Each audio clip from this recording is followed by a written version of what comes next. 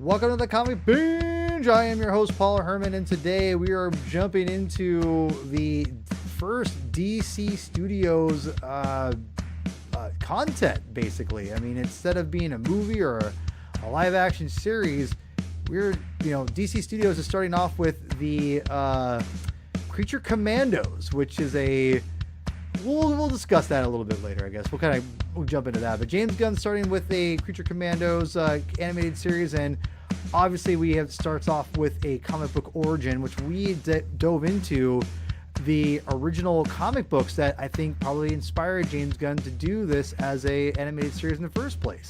So very excited to get into that. So before we do all that shizniz, or whatever you want to call it, I appreciate everyone. Go hit the like button and also go subscribe. It just makes sense for y'all to subscribe. Appreciate everyone who already has. And if you're also wondering, we have tons and tons of DC content to go over, and you're going to see right here very much a sorry, let me see here. There we go. You're going to see lots and lots of different shows that we have available on the Comic Binge for DC. There's lots of sub-series of this, but you'll see some Superman stuff. We have a DC Studios Superman every month episode leading up to the movie. We got a Batman, Grant Morrison binge. We got absolute Batman stuff. We got, as you guys can see, there's tons and tons and tons of DC content. So go check that out if you haven't already. Appreciate everyone who already has. Again, hit the like button, yada, yada, yada, all that, blah, blah, blah. Today I'm joined by Javi El Corazon himself. Javi, how we doing? I don't know. Still absorbing the series finale of Superman and Lois and the end of 23 years of DC on the CW that came to an end. Yeah. So that's like half my life. The WB, then the CW has had a consistent DC show on every year, and now that little comfort is gone. And the way that this show went out,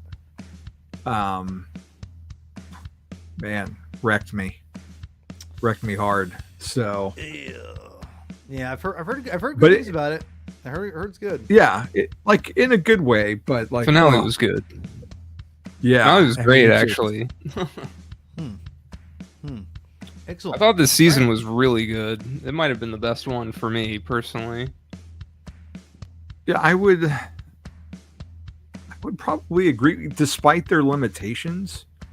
I think the limitations helped it a bit. Yeah, a little bit. Not graphically, but yeah, story wise, I think it was good. I think tightening it up a little bit helped. And it was the first season of the 4 that actually was like consistently released. It's like we had a new episode every week, as opposed to like winter hiatus or pandemic issues or strike issues and stuff that would pop up during production where they didn't have it like weekly. Like this is the first time that they actually had to do a new episode every week. So that was kind of refreshing to get it all at once instead of watching a couple and then waiting a few months. Yeah. Right on. Yeah, I need to check it out one day. I've heard nothing but great things from you, from not just from you, but from a lot of different people. So it's like I want to talk to you about it, but you can't just watch the finale and have the same effect because it has so much just baked into it from the prior 4 yeroyears, and it's only 4 seasons, and the seasons got shorter as they went. So yeah, you're looking at 53 episodes, 42-minute episodes. There's going to be a time when I'm going to catch up on everything at some point, as far as like when I'm way older, and I think that's a show that I'll probably enjoy. When I have more time in my life, I can sit down and watch it. Yeah, it's its own thing. So we didn't know that at the start. Sure. because it was kind of spinning. It seemed like it was spinning off of the Arrowverse because that's where Yeah. Bitsy and Tyler Yeah. started. But as you find out in season 2, it's its own self-contained Earth. It doesn't have any other ties to continuity from what you've seen on the Arrowverse other shows. So you don't have to watch 5 seasons of Supergirl or the Elseworlds crossover or even Crisis really to understand the show. You just know the show happens post-Crisis and that they met some heroes, but that's really all you need because otherwise this is completely its own unique thing. So like I've been rewatching it on the treadmill at work.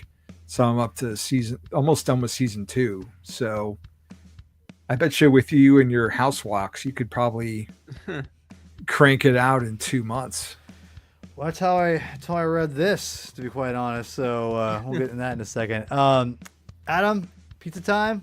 Yes. Pizza You're time. here. Pizza I'm here. time. It's pizza time, mother effer. How was your Thanksgiving, So- man? Yeah, I'm sorry. I should have asked you guys it too. It was good. It was good. It was good, standard. Yeah. Yeah, standard stuff. Honestly, the weekend itself was amazing, more than Good. the day itself. good. So, what about you, man? I slept like half of it. So I got home from work that morning and I barely caught the Spider-Man, the John Romita Jr. or Senior Spider-Man balloon in the I parade. keep wanting to say junior too. It's funny. I know. And watched the dog show, took a shower, took Yeah. a 4-hour nap, and then woke up and it was time for dinner. Nice. Yeah. And there's Paul gone. So Adam, how was your Thanksgiving? I mean, it was pretty standard. Just a uneventful, chill day. Did you read any comics once did you you were read like any comics? sated with turkey? Did I read? No, I took the day off. I think I finished this. Yeah. I was reading this all that week. And I think I finished it Friday or so. All right. I was surprised. I wound up reading it all on the shift. The shift that I got off of Thanksgiving morning, I read the whole thing that day at work. I wasn't expecting Damn. to, but wound Some up of them just fly plowing through by. it. Yeah, Well, for sure. That's a good segue. That's a good segue here. So, we are talking about the Creature Commandos comics, that took place in the Weird War series by DC Comics, and I wish Chris was here. Chris will hopefully be showing up at some point. But obviously, we're talking about this because we've got Creature Commandos. But thank you for Javi for getting these up for me. Yeah, of As you can course. see here, this is the animated series by DC Studios. James Gunn's first, toe dip into a continuity filled universe for DC heroes. Kind of. And- Well, okay, for him in DC, that's what I'm saying. Well, no, Well, again, kind You're of, right. because Well, yeah, the Suicide Squad and Peacemaker, like Yeah. 90, he said, he didn't give this number, but they like 95% count. Like the end of Peacemaker has a certain scene. He's like, that didn't happen. But the events of the Suicide Squad clearly play into where we find Rick Flag Sr. in Creature Commandos. And he's also in Peacemaker season 2. So he's done DC Studios stuff, but now it's kind of retconned in. And here's the captain. Their captain is here, and that captain would be Chris Clow. Chris, how are we doing today, sir? We lost Uh-huh. Adam. There he is. There he is. Hello, Uh-huh. Chris. Hello. Chris, are you okay? The captain. I'm fine. I'm there's- just we had some bedtime issues. So There's I a apologize. crisis behind you because I can see from the red skies Yeah. that the anti-monitor is near. It Yeah. seemed I was I don't concerned know. for your Earth. So The color of blood seemed appropriate for this. Okay. So Oh, yeah, that's fair. That's Yeah. fair. What is this? Halloween? Like. Yeah, we're late. or We're late. Christmas. Hey, red's a Christmas color. That's true, actually. That's true. All Anyway, right, so I apologize for my severe tardiness. No, you're gentlemen. good. You're good. I figured we start. You chill up. Yeah, So yeah, all good. No, you All right, should. You should, especially when when a 4-year-old decides that she's not going to go to sleep, Paul, you know that. I mean, Javi, you know Oh, this yeah. too. I mean, Yeah. Once upon a time, I knew it. it's Yeah. something. It's something. Yeah. So anyway, continuing the conversation here. Yeah. So Creature Commandos. What for? I'm not like going on a limb saying that this is a very interesting introduction to the new DC studios, right? I think that's probably a safe assumption everyone would agree on. I think that was a unconventional thing that was done. Would you agree, Yeah. gentlemen? Everyone? Starting with an Yes. animated show. Yeah. Starting with these characters, yes. Yeah. Thank you for quoting me in the episode description, by the way. Yeah. So, but yeah, for those who don't know that in the episode description, Adam had the best. His text to me was perfect. He's like, we were talking about, well, how do we promote the show, and like in the title is like maybe like the series that James Gunn wanted to do first for DC Studios for some reason, so, which I think is perfect. And for the record, we're going to cover these comic books, and I'll throw it to you guys here in a second, but I'll kind of set us up a little bit. So I watched the trailer, and I already wanted to check. I love the idea. I think we all agree it was a unique idea to start off with an animated series that's connected with the movies. And and those who know me know I love Marvel and the MCU and all the tie-ins and stuff like that. But to start off with an animated series is I think not risky, but it's just it's unconventional, and it's like, what, but there's a couple things that I'm looking at it now in perspective going like, you know what? It actually may be kind of brilliant because one, this takes place in the past, right? Just like the comic books did.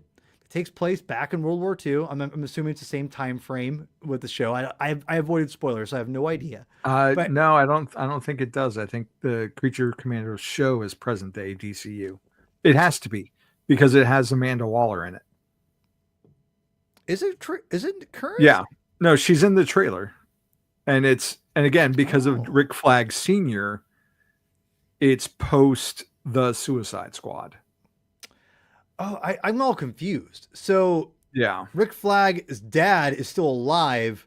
Yes. And running okay, that's where it's getting confusing. Okay. Yeah. So yeah, that makes a lot. Go ahead. Frank go ahead. Grillo is Rick Flag Senior. Gotcha.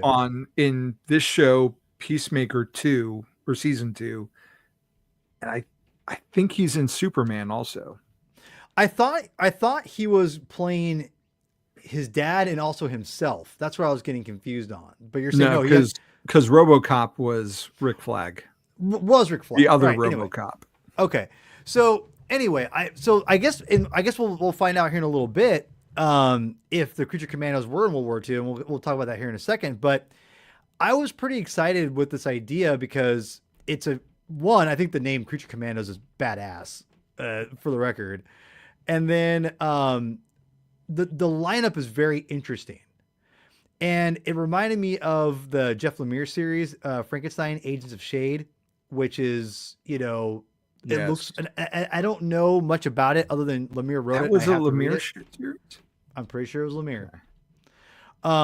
So I could be wrong, but and for those who don't know, it's the New 52. I'm pretty sure Lemire wrote it. Someone fact check me on that one, please. Yep. So it reminded me of that. And then I knew Creature Commandos was older. So I'm like, man, James Gunn's pulling out some, I think it's a way better name. It's a great name. And just the fact that you can kind of set the ground rules for your universe in an animated series, it's I don't know. I'm not saying that the mainstream audience is going to look at this and go, let's analyze this, but at least for the the people who will be devouring this up like us, it's a good way to kind of prepare us for what to kind of expect this new DC universe to be, right? So I thought it was kind of brilliant idea. Let's do some quick fire takes and we'll get into the comics. Chris, you're brand new here. For your fact check really quick, Lemire was please. the first 9 episodes. Issues? Or 9 issues of Yes. Frankenstein, and then Matt Kint took it over for the remaining 7. It went to issue 16. Interesting. Okay. Thank you, Javi. Yep. Chris, what's your, again, kind of just brief take on this kind of animated, forefront here into the DC universe? I like it because it to me it appears like minimal risk with potentially high reward in terms of world building. Yeah. The outside of obviously the performers are designed to be able to reprise these roles in multiple mediums, including live action potentially, and we already know that Rick Flag Sr. is going to show up in Superman, so that piece is already there. But if they choose to push these characters into other elements of the DCU, then they have performers ready to go. And it seems like I've tried to consciously stay away from what people are saying about the show, Same. just so I can enhance my own enjoyment of it. But Yeah. it seems like the scuttle on it is pretty positive. Yeah. So when you take that into account, I guess the thing that I'm most curious about is just the adaptive philosophy, because Yeah. most of the stories that we read for this that encompass a lot of the early Creature Commandos material, the roster's not the same. So We'll dive into that, that. Yeah. yeah. So I mean, there's some similar, I guess, roles that are filled by the characters that were chosen to appear on the show. But by and large, most of these characters are pretty different. Yeah. Rick Flag probably has kind of a similar role as their army handler does, but Frankenstein of the DCU is not quite the same, of course, but it's an interesting choice insofar as building the world of what this universe is going to be going forward. If you want to populate it and you want to populate it quickly and substantively, then using an animated show to do it before we've even seen a frame of Superman is a pretty solid idea, I think. Agreed. So long as Yeah. it creatively delivers. Some people seem to think that it is. Obviously, we Good. will make our own judgments when we actually do see the show. But in terms of building as someone who has called the DC Comics universe's favorite shared universe of them all, pretty much, I do want to see it populated. I do want to see these other corners explored because, the popularity of some of the recent movies that got away from the core trinity of DC characters hinted to general audiences that there is a whole world beyond the Justice League that is worth exploring. It's hard Yeah. to get more esoteric than the Creature Commandos. Yeah. So by building that side of it out, you're already demonstrating that there is depth to this world beyond just the characters that you probably know. And in that respect, I think the tactic is really good. Yeah. Adam, quickly, what are your quick thoughts on this idea?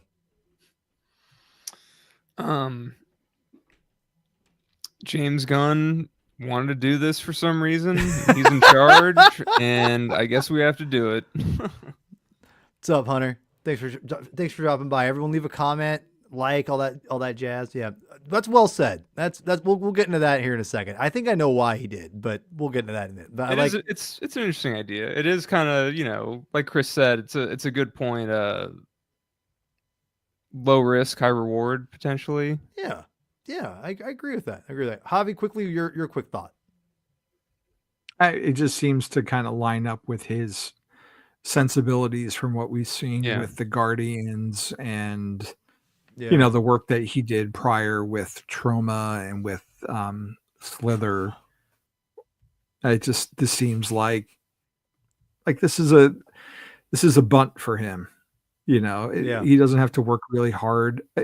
And when I say he doesn't have to work really hard, I say that because he knows what he's doing. He's well versed in the material. He's talented. This is in his wheelhouse. This is easy for him. I imagine, based on what I've seen of his other work. Yeah, Superman is going to be the challenge because there's so much writing on that movie that I can't even explain. But Creature Commandos, that's a safe risk. Well, and I think safe risk. I think the one thing that I think that you kind of were touching on, and maybe and I think you were saying, and maybe, or I'm pretty sure you were saying, is that it's easy for him in a sense of it's a clear vision. He knows exactly Yeah. how to portray this kind of ragtag characters. And for the record, for those who don't know, it's don't mistake the fact that James Gunn didn't know that incarnation of the Guardians of the Galaxy very well at all when he made that movie. He was pitching Thunderbolts to Marvel, and then they offered him Guardians, and they had the script from the writer Nicole, what's her name? Perlman? Is it Perlman? And he rewrote it.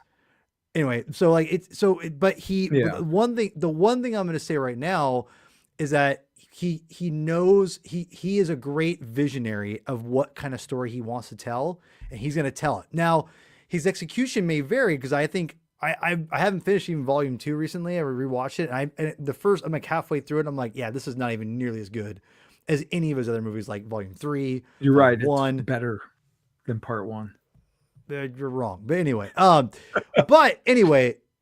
he's got a clear vision, and I think he loves comics so much, and I love that about James Gunn. I freaking love that. And when you can see the Creature Commandos, this whole series is based on these comics he read in Weird War Tales, and you can see the foundation of what he's going for already in these comic books, as far as I'm concerned. And, if you look in the subscription, if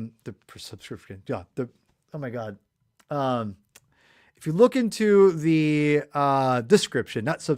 description of the video, all the issues we reviewed are going to be in there for the Weird War Tales. It's going to be, all of it's on here, all of it. I don't get paid any money for this. Go on here, go check it out. Just type in Creature Commandos.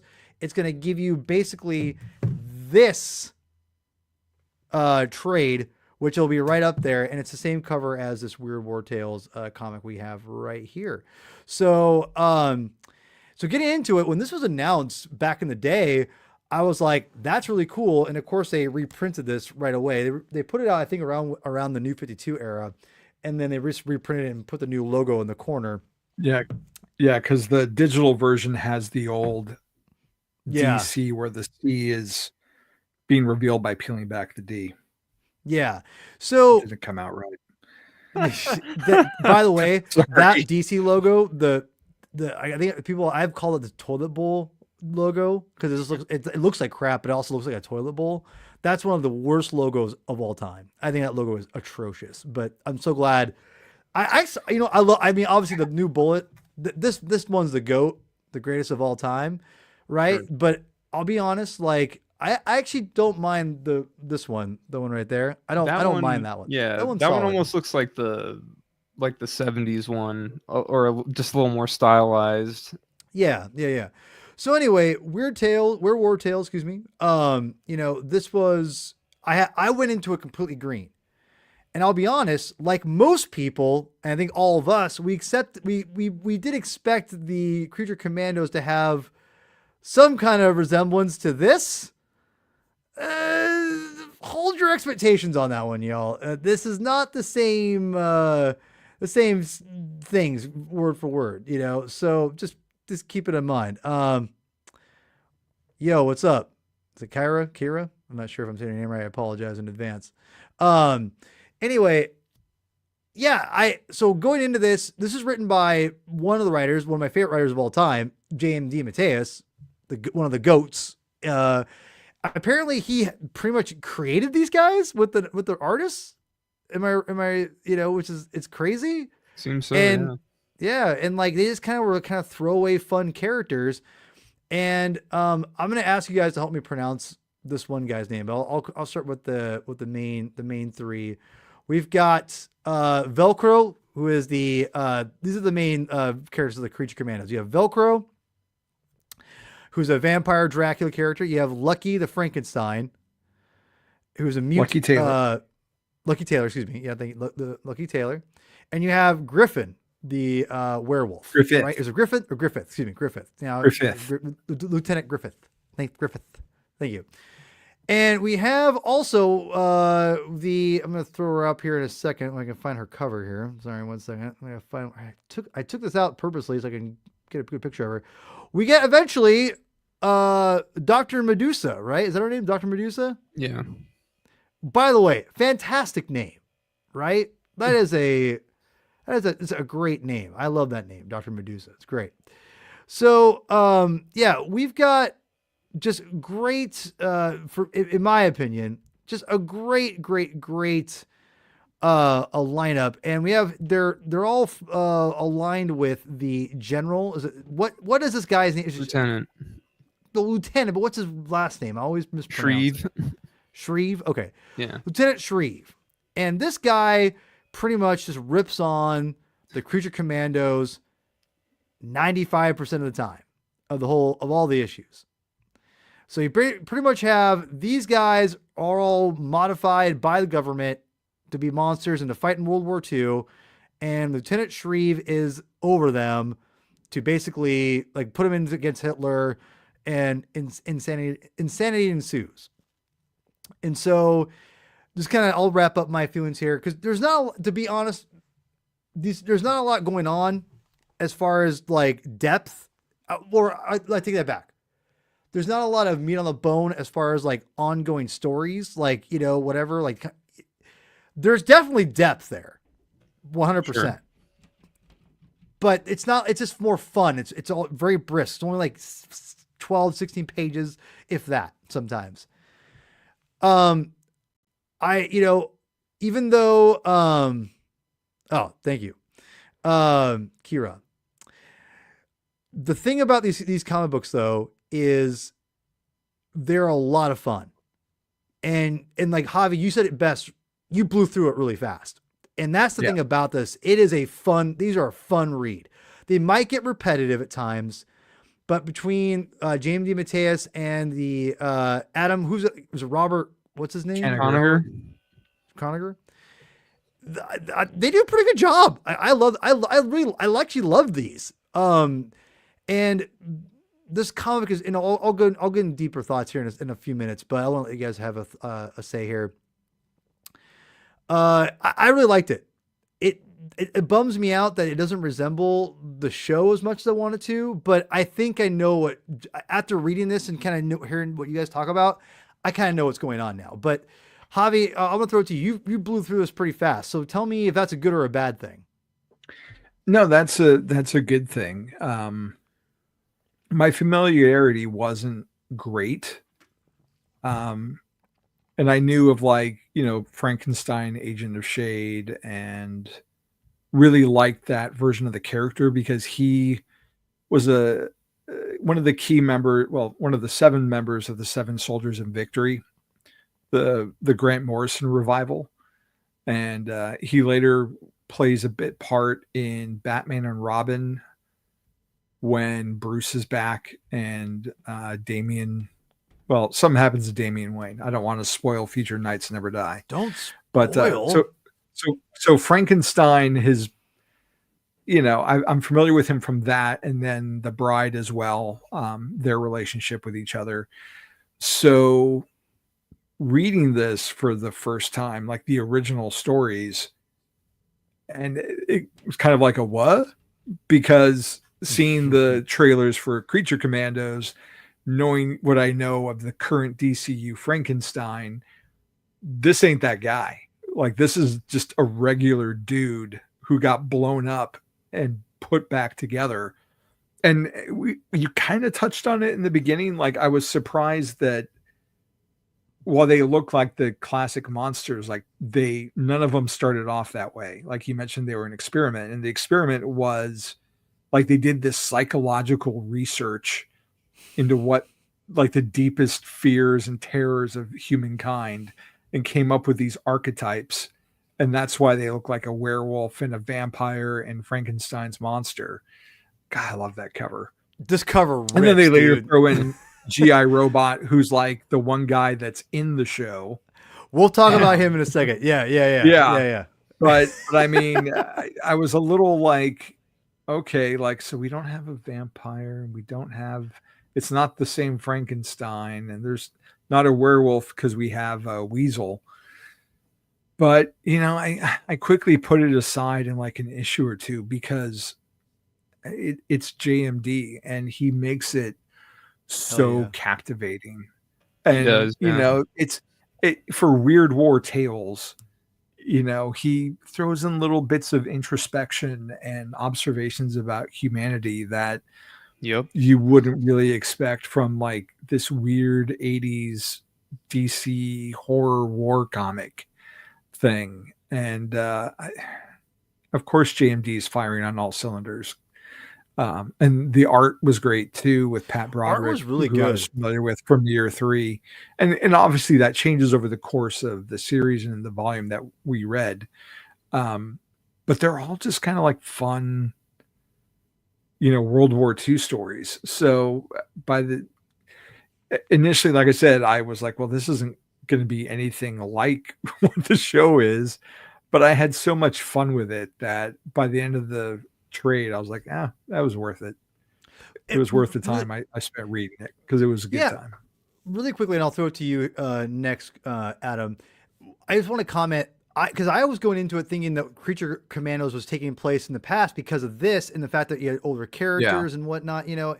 And I was just, it felt like it made sense to me, you know. So I don't know, but I do think now, looking back at this, if Creature Commandos in the new animated series, it would make sense that these characters exist. Probably, I'm assuming, in this universe. I'm going on again. I have no spoilers. I have no idea. Don't even tell me if you know the comments. Well, but go ahead. I was gonna say, like, there's no way to know right now if they had that past or not, because for us normies who don't have like the press passes, like I haven't seen anything beyond the trailer. So really quick, and I'll throw it to you, Adam. One last thing: is this the same Frankenstein character, or is it a completely different character? Because Lucky, they call him Lucky in this, or is it they actually is supposed to be Frankenstein in like Agents of Shade? Is supposed to be technically the same character? Is that right? He's or wrong? different. He is different. It's a whole different character. Okay. Yeah. Okay. Anyway, moving on. Adam, I made you read this. What's up, Joe? Yes. Thanks for stopping by. You stop this. I'm very curious. What did you hate this? What? No.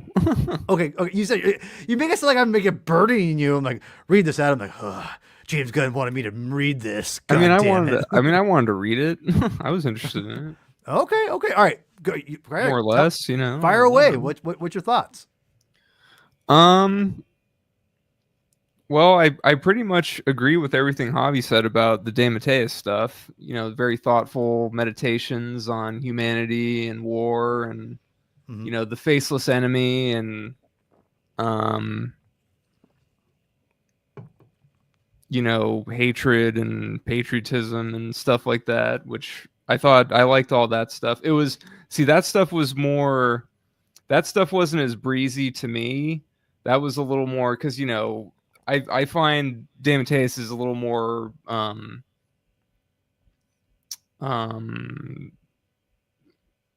novel-esque, you know, prose-like sometimes. Because you know he writes in like a, you know, kind of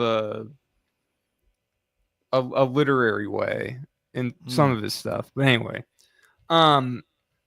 basically I thought his stuff had a bit more depth than I was expecting it to. Especially, I don't know. I think this is some of his first stuff that he's done. I'm not totally sure. It's early. It's pretty early. It's very early. It's early '80s De Matteis stuff. Anyway, the Conager stuff was fun, but it was very repetitive. Like, I feel like the characters lost a little bit of their depth. I feel like Shreve lost a lot of depth. Like Shreve just became like, I would agree to that. All right, freaks. Yeah. Like he hates these guys like all the time. Like he's just like, I can't stand the sight of you. You disgust me like all the time. I mean, he has a couple moments in the Conager stuff, but it's like, it's like, man, this guy's a fucking asshole. Like, like no, more so than I'm remembering from the De Matteis, because there's a lot more Conager stuff. Like Conager takes over the whole thing. Like De Matteis only did like 5-6 stories or something. But I mean, anyway, yeah. But really quick, I just want to say for the record, Conager gave us this goddamn beautiful like moment, which was fucking deep, man. Like this one was like, for those who don't know, it's not really a spoiler. Like if you know Lucky at this point, this is depressing AF. Oh yeah. Like, and this, I just want to say for the record, the art is not like exceptional as far as like just like beautiful like renditions, renderings, standard comic stuff of the era. Yes, it's but good. Here's the thing. Works. The storytelling is goddamn brilliant. Like I am a sucker for just panels like this, just building up or down like this, and shit like this. I mean, put that into my GD veins. And this part, Conager, I love this issue. This story is one of my favorites. Because when this happens, I'm like, God damn. Like, and you see, Shriv be like, well, I guess he's, whatever. I guess he's dead. He's gone. And they repeat that like a few issues later. he does repeat it, but at the same time, I'll be honest. Like I thought Conager, this is the issue. I thought Conager kicked it up a notch, kind of, to be honest. I think DeMatteis was kind of. There's a lot more action. There's a lot more action. Because they're basically, there's a lot more like fighting and killing Nazis. And it basically, I mean, the Conager issues just kind of become like, okay, we have this mission to,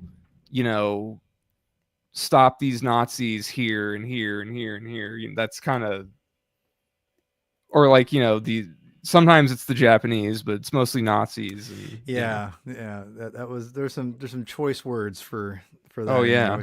But but at the same time, I think it's, it sucks, but it's kind of the time. That's what it I mean, it's period appropriate for the 40s, which it's supposed to take place in. Yeah, exactly. So if you're easily offended by certain things, it's nothing super bad. I would say super bad, but it's not like great. It's obviously supposed to take place in the 40s, but so it sounds like you enjoyed it, but not as much as the later stuff was a little more repetitive, but you still liked it though, correct? Yeah, I liked it. It's just, and I felt like too, like the characters get very like, what's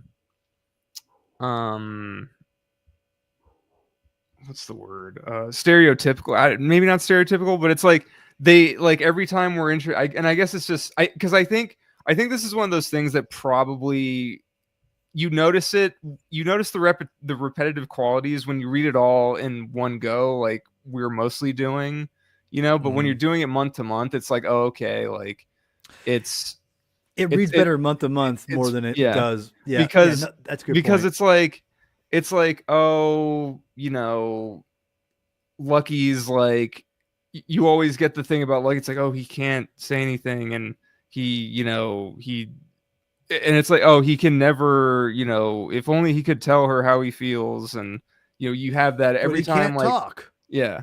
And he can't talk. And it's like, and and Dr. Medusa is like, always like, oh, no man will ever love me. Man, she just had to wait a few years. That's all I got to say. She'd be the talk of the town now. Oh man. Oh, it's crazy Gen Zers. And then there was just stuff like, DeMatteis sets up some stuff in his last issue that like Griffith can actually control when he transforms into a werewolf, but Conager just forgets all about that. And it's like, does he though? He does. He does. There are many times in the Conager issues where he's like, oh, like, he changes randomly and he's like, oh, I wish I could change it and I can't do it now. It's like, oh, I changed back into a human again at the wrong time. Like, but DeMatteis sets it up that like when they give Lucky vocal cords, which Conager kind of that was ignores. my complaint. Yeah. Conager basically, in Conager's like first two issues, he ignores that. So I'm assuming that was written before DeMatteis's last issue. But like he kind of keeps going with it, and the Lucky thing evolves. So like he does start, vocalizing things. But the Griffith thing, like they remembered. Yeah, but the Griffith thing is always like it's always described too. Like he can't control it. But DeMatteis specifically in his last issue, like they all like go in when Lucky's getting patched up, and it's like, oh, we tweaked the formula, so now you just have to. You can change whenever you want, essentially. But you tweak the formula. Anyway, All right, those were gripes of mine. but you enjoyed it though. I liked it. Well, because it's just fun, you know. I mean, I get what it is. It's just fun war stories, you know. Like it's okay. There's not a lot of there is depth, but there's not like a whole bunch of it, you know.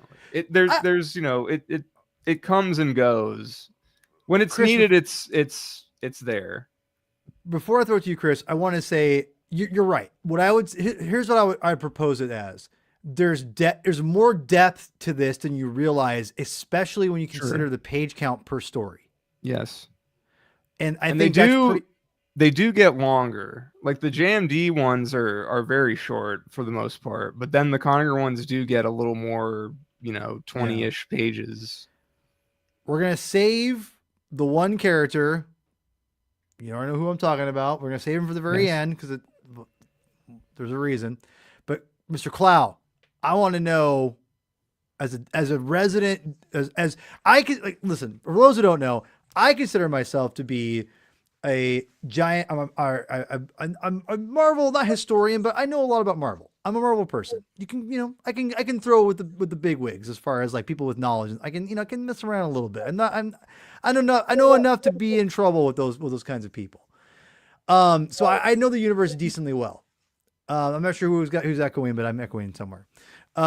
Anyway, but Chris is like the counter to that. He's the opposite of me. He's a DC guy, and that's his bag.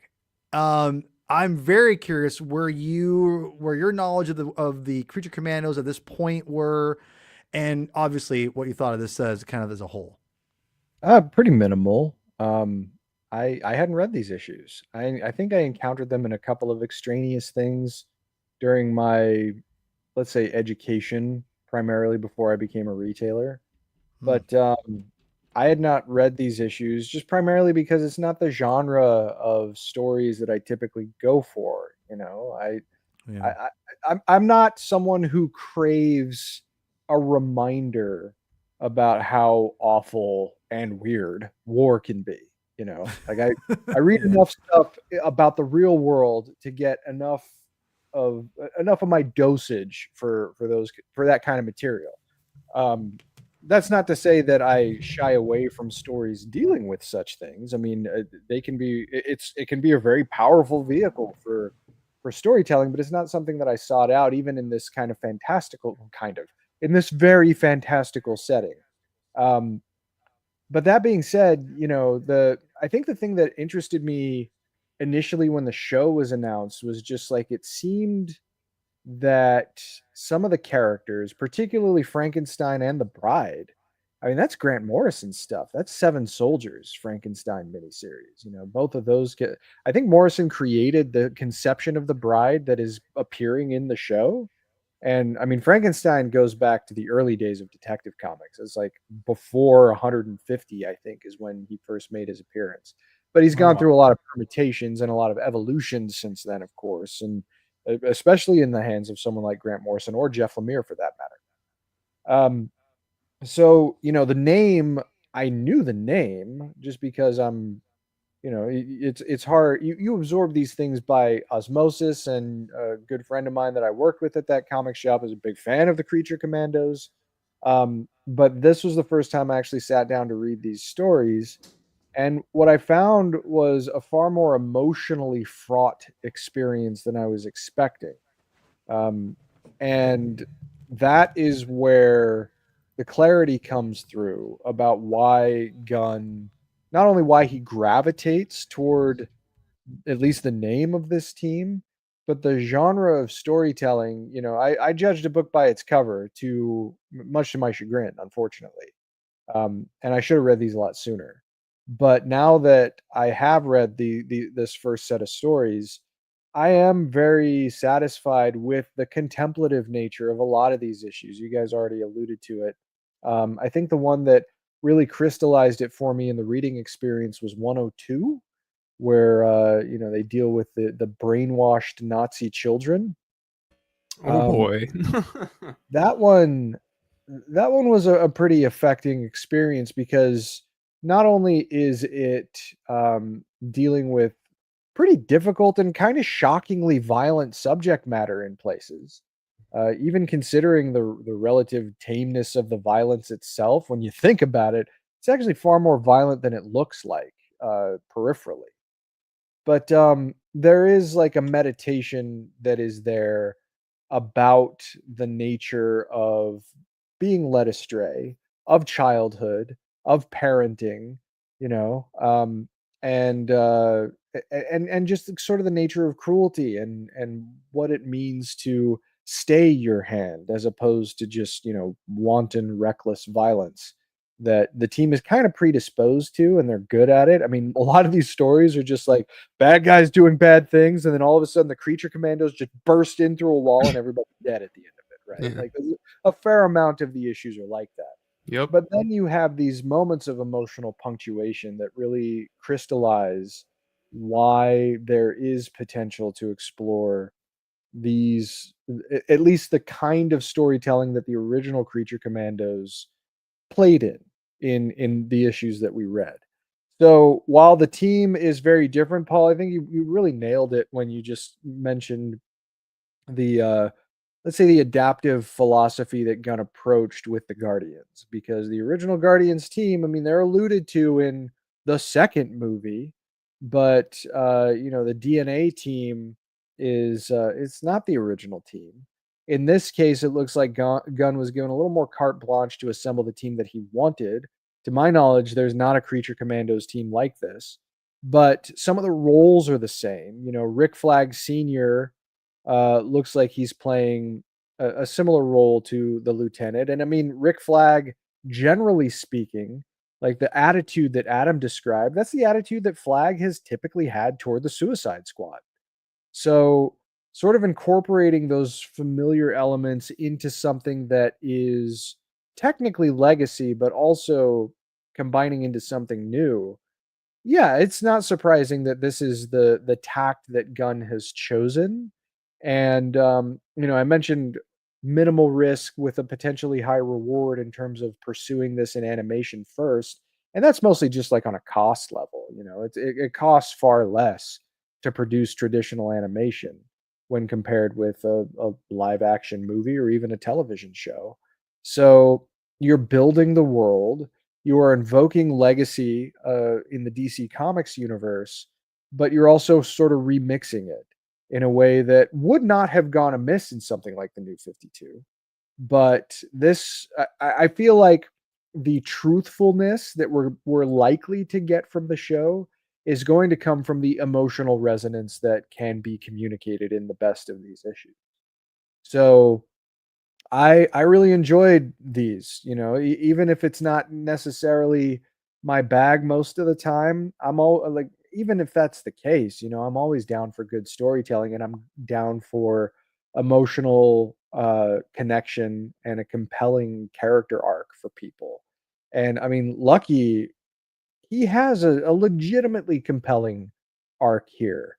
And it's an interesting look at the legacy of the DCU during World War II, because honestly, you know, one of my outstanding questions about this universe that we're about to enter into starting tomorrow is how far back things extend. Like, did the JSA ever exist in this conception of the DCU? We don't know, but even though, you know, like the JSA looms large in my own mind, this is a same era, relatively speaking, but a wholly other side of that era.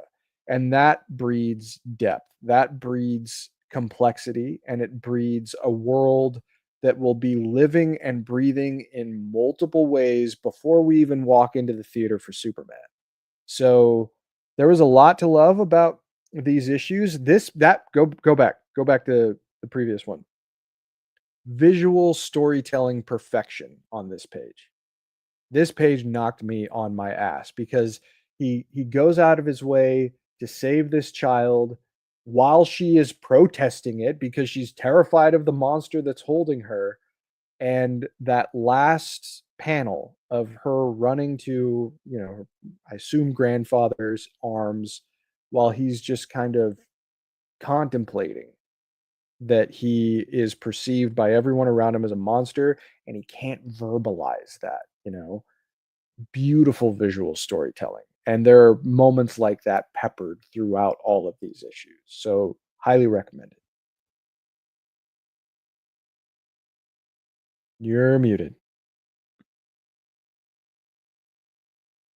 Sorry. It's amazing to me how efficient these storytellers are these days. Back in this day, it's crazy how just how good these all are. It's incredible. Couple things before we get to our last character and we wrap up.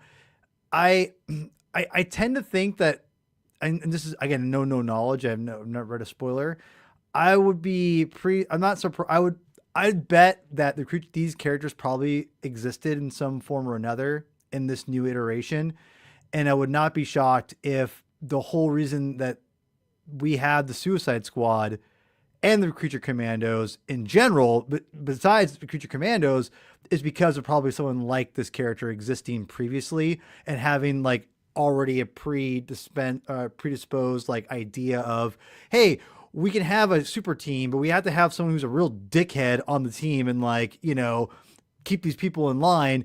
You know, Shivery, whatever his name is, and you have Amanda Waller, Rick Flag. You know, that whole idea is maybe this could be the starting place, foundation of that in the universe still with these new characters, especially with you have, if Lucky is its own character from the Frankenstein in the comic books, you could have a Lucky exist in the World War II. I think it'd be cool if they existed actually in the universe, but we just never, we get maybe cameos or just, you know, just talk about them. I hope that's the case because I do think this is interesting, and I think it's a good starting foundation. Let's be real, to kind of get into that zone, you know. And you can make the same case for JSA too. I think a little bit, Chris, right? But again, different podcast. So the beside what basically there's one character that's in the show that you could technically say was in this comic book, which is weird to me. He never really actually joins, and I'm pretty sure I'm not alone when we all say that. And that, of course, is, I think, I'll be honest, maybe my favorite character, Robot Commando, or what's his name? Oh my God. Yeah, it's right there. Right on the cover, bro. Dude, I can't read. You guys know this. Oh That's my God. Anyway, G.I. Robot. I know why. Here's a problem. I got Junkyard Joe in my head. I was going to say, like, I've heard of that guy, and that this seems like that guy. You could totally tell that Jeff Johns had a G.I. Robot story like written and plotted out and like ready to go. And then he's like, I'm gonna do my own thing. It's like, you know what? I'm gonna take this G.I. Robot story and I'm gonna turn it into Junkyard Joe. And it's like, okay, that makes sense because they're literally the same thing. But at this point, which by the way, I love Junkyard Joe. I think it's fantastic. It's a good story. And G.I. Robot so far is pretty awesome too. He's got a bunch of cameos with this series, and I love that. Like, dude, this story blew me away, man. I'm like, I see, you know, this guy's like, God, Joe, he's dead. My buddy. My buddy, gotta get mouth to mouth, and like he's giving him mouth to mouth, and they take him to the hospital, and he's like, we're recharging his battery. He's gonna make it. Like, we don't know. It's like, what is going on? It's like, but it's great. It's so absurd that everyone just forgets that he's a robot, and he doesn't even talk. But that's the thing, though. Like this whole interesting. Again, visual storytelling like on this is fantastic. Like when the Creature Commandos and G.I. Robot go to like the German, like, you know, queen, princess, whatever it is. Yes, it was the Scottish princess. Oh, dude, that story was wild. That one's awesome. That was so good. And you're so quiet for an American soldier. He doesn't say anything. Dude, G.I. Robot is maybe the MVP. And I'll be honest, like some of these covers have like also featuring the G.I. Robot, and I'm like, sweet, more G.I. Robot. And then he doesn't show up because it's like the other part of the story that it's not, they don't include him. I'm like, damn it. Yeah, I love this, Chris. As we go, I'll go down the horn here. I'll go back to you first. I love G.I. Robot. He's probably my favorite character. The favorite part of this was maybe this. I just love him. He's great. What was your take on G.I. Robot? Just a surprising amount of humanity that they do a really good job in. Like, right? in the first issue that he appears in, that we have in the lineup here, the attitude of the other soldiers to him in that first story, I just found like it was a really like classy way, honestly, of just trying to implant a sense of doubt in a reader's mind about how this is going to work, how this is going to mesh.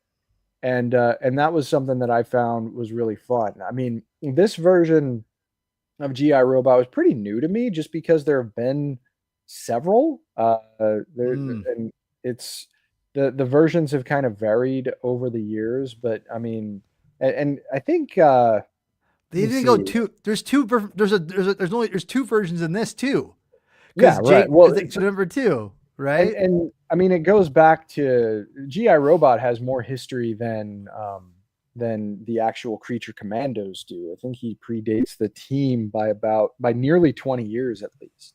Damn. So like it's a fun concept, but also I just appreciate the addition to the dynamic once he joins the team, because he's unlike everybody else. I can sort of see like a conceptual relation with Lucky, but for lack of a better word, the diversity of the lineup here makes for compelling storytelling when he's thrown in with the other challenges that everybody has to overcome. Particularly like Velcro's challenges, I think add just like this really fascinating element of spontaneity to the other stories. And honestly, like when it wasn't clear to me what the lineup of the show was going to be, that seemed like something that's like, oh, Gunn could like exploit that, right? But we're not going to go there, at least not now. I mean, who knows? Yeah. If this is a popular show, then maybe a second season might go back in time I hope so. around World War II. I think it would be cool. I think it'd be a fun exercise. But no, I mean, like, I understand why he stands out as a favorite. I still think Lucky takes the top spot in my own mind. Yeah, personally. he's pretty good. Yeah, I agree. yeah. That's not to take away from just what GI Robot adds to the ensemble here. It's a lot of fun, but it's also like the other issues. There are some really deeply contemplative moments that I really appreciate in terms of like thematic emotional connection, and hard to do better than that, especially for the era, like pre-crisis. Sometimes DC storytelling can get a little nuts. As weird as these stories are, and it's right in the title, they do have a sense of groundedness to them that you might not expect. Yeah. And that makes it a lot of fun. Yeah. Javi, go to you. You nailed it though. You're so quiet for an American soldier. Oh my God. I laughed out loud when I read that. I was like, God damn. Javi, what was your take on GI Robot? Oh, he was like the sleeper favorite, right? Yeah, he was. Like, just any time that he popped up was like such a.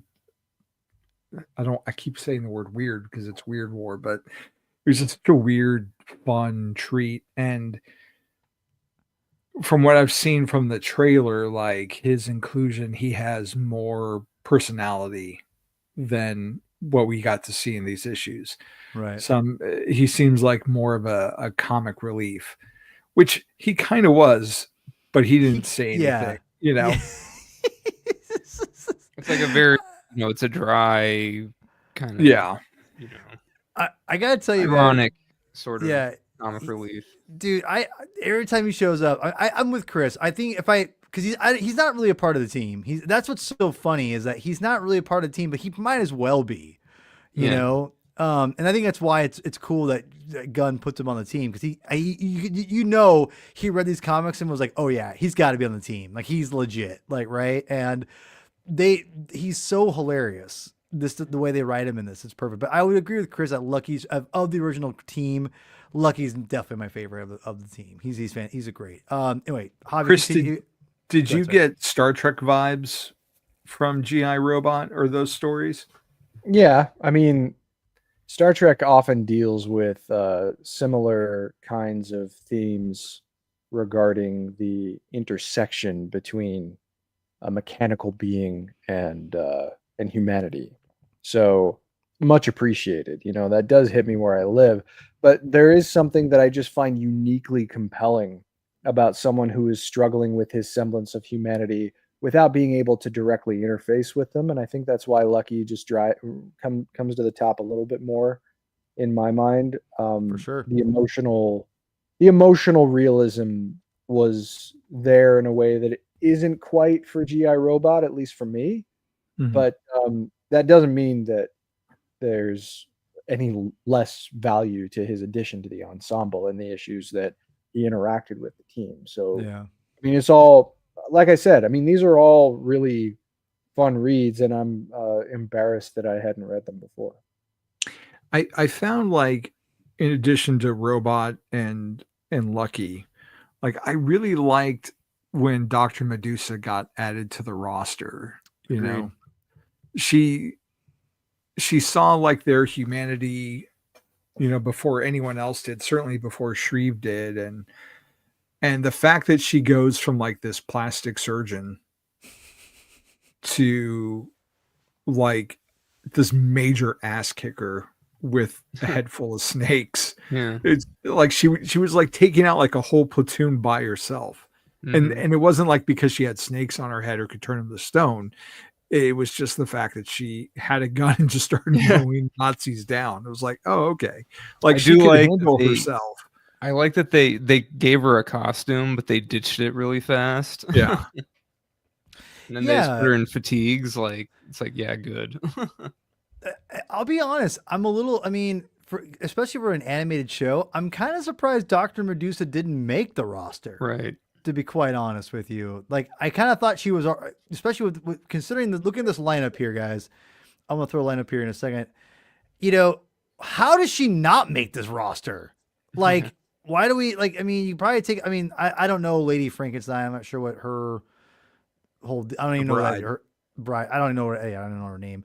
Like, I think you could take out this fish character and put him in Dr. Medusa. I don't know who the hell she's this character probably the fish one will probably, she's probably the Dr. Medusa, I would think. Maybe. Right, but I mean, listen, I haven't seen the show, so maybe maybe that character will be badass and everything, but come on, snakes on their head. Come on, you can't. That's amazing. Well, I like too how they had that issue before Dr. Medusa joined, which her introduction later like reiterated it, where they got captured by the Nazis and they were being tortured with, like, for Velcro.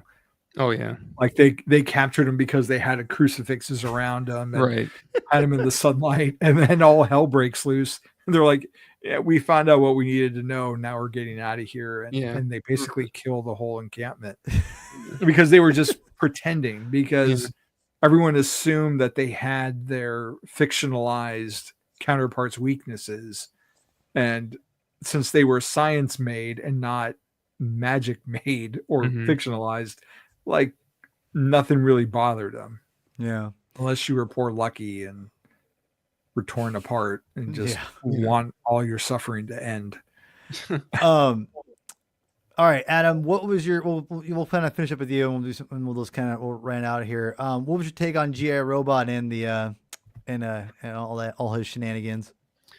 Well, like I said, I thought it was kind of absurd that,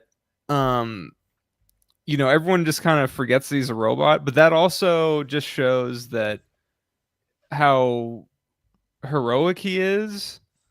So it's an intriguing dynamic. And I think the reason why I like it so much is I like all these, there are all these robot characters I like that, you know, they're like androids or whatever. They're not actually human, but they have human qualities, and they,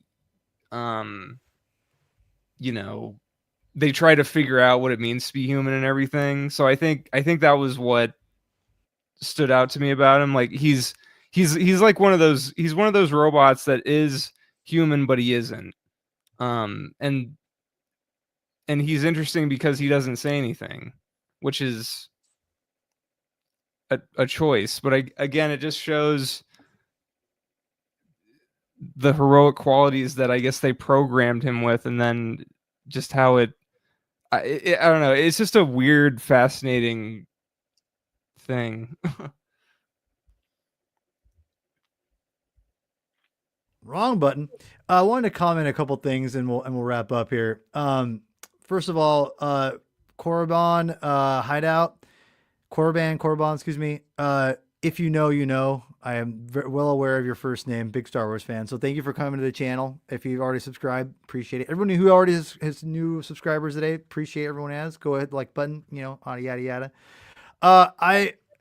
When you say that art on the cover doesn't look very good, as Dr. Medusa says a couple times, beauty is in the eye of the beholder.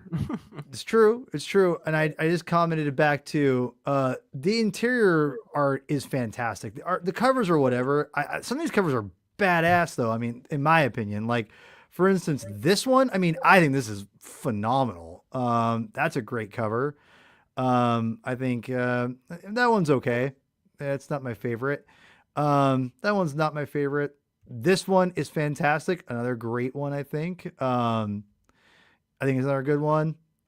Like this one, fantastic. Just great kinetic covers, in my opinion. So, but like just like I said in the comments, the interior art for this has been pretty consistently good, in my opinion. And if you read comics for the storytelling, you don't get. I think this is pretty efficient for Bronze Age storytelling. And like again, this is just chef's kiss, in my opinion. I think it's fantastic storytelling. So anyway, again, go check it out. Here's the good news, guys. You don't have to spend much money on it. You can just go check it out on DC Infinite. It's on there. Go read it. It's fun. It's like Javi read it in one day and like really quick. It wasn't expecting to do that. So it was a lot of fun. Yeah.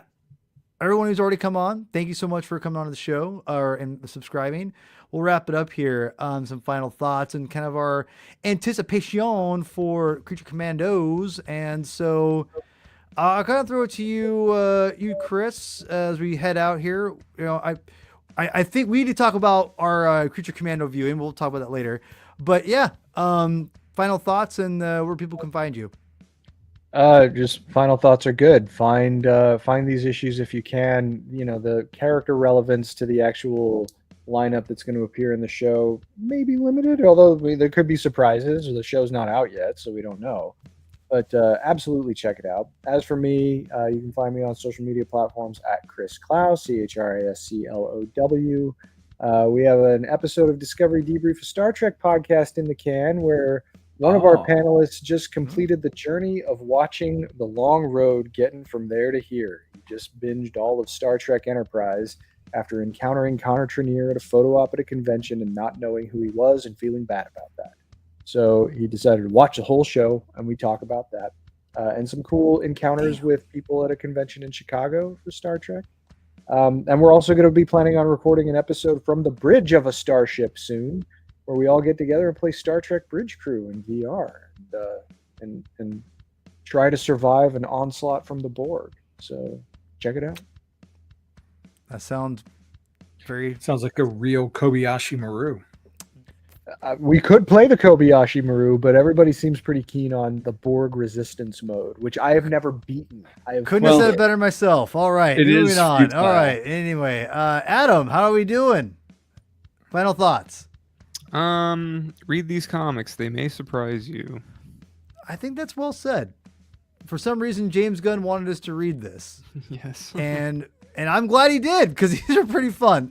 This is not the same thing as we're getting on the show, but it could be. It could be.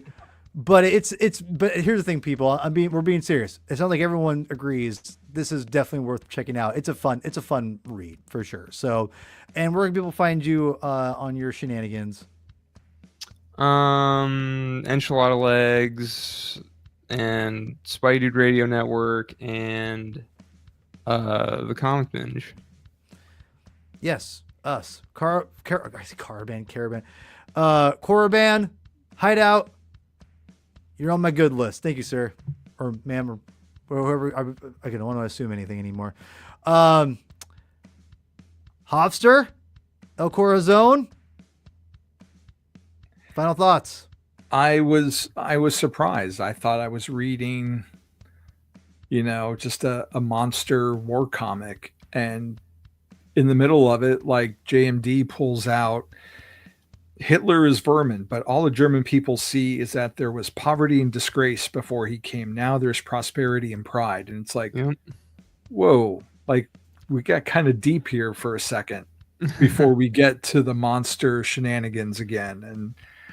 And it was just little observations of like real world history and maybe how that can be pertaining to our future and the nature of war and what people fear and how we treat each other, no matter how we look like. And it was surprising the amount of depth I found. And like Adam was saying, there's also a lot of just weird, crazy action that happens too. But it was peppered in there and it wasn't something I expected. So I was bummed that I didn't see what I saw in the trailer reflected in the books that we read. Agreed. But at the same time, I really enjoyed the books that we read. And I'm glad that I've got that in my DC belt now. Exactly. So, yeah. Really quickly, you talked about, I'm half German myself, and my grandparents are from Germany. My grandfather fought for the Germans in World War II.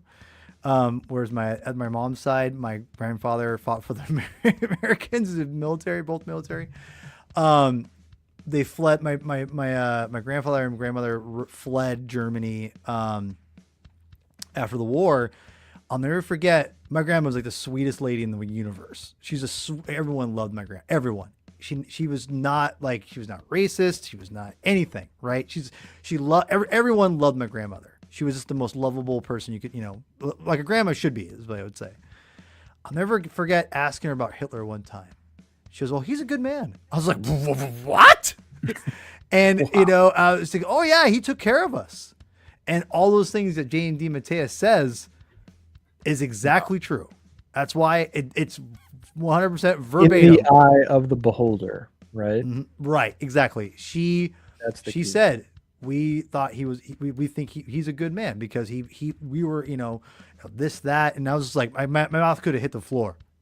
Because my grandma was like the sweetest lady, loved everyone. Like, didn't matter what color their skin. She loved everybody. And when she said that, I was like, what?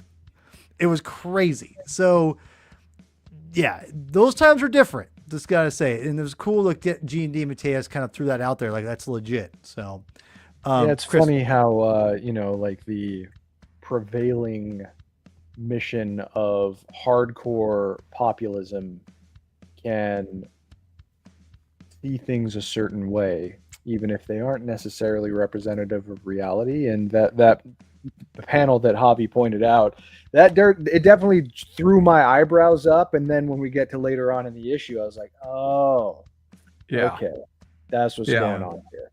Yeah. And it's an interesting commentary on what people can gravitate toward based on a real world historical example. Complicated emotions, run through a lot of these issues, and that's no exception. Particularly for those characters who live in that world, in that time, even if in this instance, Frankenstein monsters and vampires and werewolves exist and tear Nazi soldiers apart. Yeah. Javi, tell us where they can find you. Not Twitter. Javi True at Blue Sky. There you go. The Bond is not enough on Instagram. And let me just tell you, was it Blue Sky or Threads? You know how algorithm's going to algorithm, but man, I've seen like nothing but like Superman and Lois Love on my social media feeds. Yeah. And it's like, this is awesome, man. I like coming and seeing like good things on my feed. So that you got that. Batman-on-film.com. I just did a review and unboxing of the Batman 1989 2.0 Hot Toys. So if Michael Keaton's your jam, give that a look. I do a comparison at the end to other iterations of the character. So it's kind of fun to see them all stacked next to each other. And then comic reviews over there as well. The Flash Up to Speed with Wally West was going to get an episode recorded yesterday, and it just got away from me being a dad. So hopefully I'll get that done in a week. But otherwise, there is a recent episode up, and the binge, man, Nights Never Die, coming soon, hopefully, and but not before Superman Returns. Yeah. All seasons in a few weeks. I cannot wait to talk Superman for all seasons with you guys. Yeah, it's going to be a lot of fun. So we've got next week. We have a guest on. It'll just be me and Curtis. Is it Finley? As far as his last name. Yeah. Curtis Finley. He is going to be. He's from multiple places. He's from the Epic Marvel podcast, and he's also on. Now a World's both these groups are on Facebook, and they're huge groups of dedicated to the Epic line of Marvel, and now the World's Finest, DC's Finest line that he's now started a YouTube show on that. So I'm gonna I've known Curtis for a while now, and I, for whatever reason, just haven't asked him to be on the show, not because I like Curtis, so I'm like, I haven't had Curtis on the show before. I'm like, God damn it, this is a perfect time because DC's Finest is coming out, and he's kind of diving. It is out. Well, yeah, it's out now, and and they're which, by the way, I have been praising DC constantly about their new setup with publications. I have one criticism. One, there's too many coming out at once. There's way too many.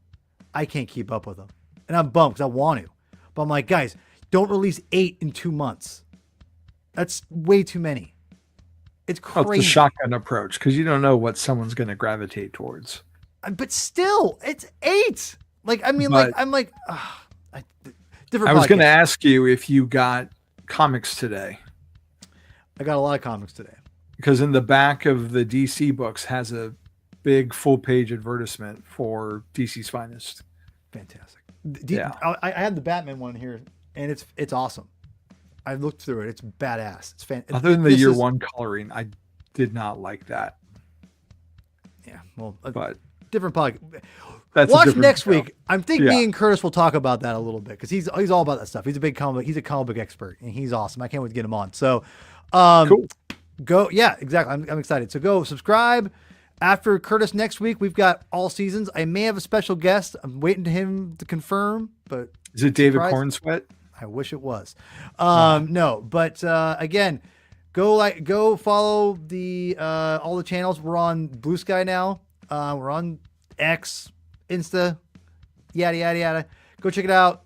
Go subscribe, and all that jazz. So Chris, take us out, my friend. Read more comics.